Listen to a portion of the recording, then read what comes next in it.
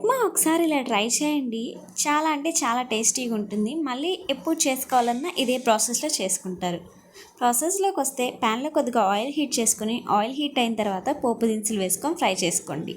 పోపు దినుసులు ఫ్రై అయిన తర్వాత ఇందులోనే కొన్ని కరివేపాకు రెమ్మలు, పచ్చిమిర్చి, అలానే ఒక ఆనియన్ కూడా కట్ చేసుకొని వేసుకోండి. ఆనియన్ లైట్గా కలర్ చేంజ్ అయిన తర్వాత ఒక చిన్న టమాటో కూడా యాడ్ చేసుకోండి.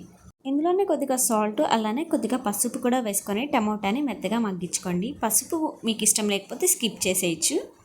బట్ మేమైతే మా ఇంట్లో రెగ్యులర్గా లైట్గా వేసుకుంటాము. టమోటా మెత్తగా మగ్గిపోయిన తర్వాత ఇందులోనే క్యారెట్, బీన్స్ కూడా వేసుకోండి. మీకు వద్దకపోతే ఇవి కూడా స్కిప్ చేసేయచ్చు.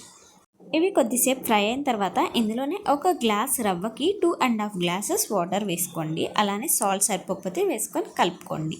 వాటర్ ఇలా మరగడం స్టార్ట్ అయిన తర్వాత ఫ్లేమ్ని లోలో పెట్టేసుకోండి.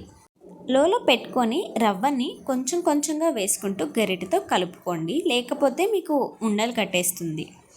ఇలా తిప్పుకుంటూ ఉండండి. మనకి ఉప్మాకి కొంచెం ఆయిల్ ఎక్కువగానే పడుతుంది.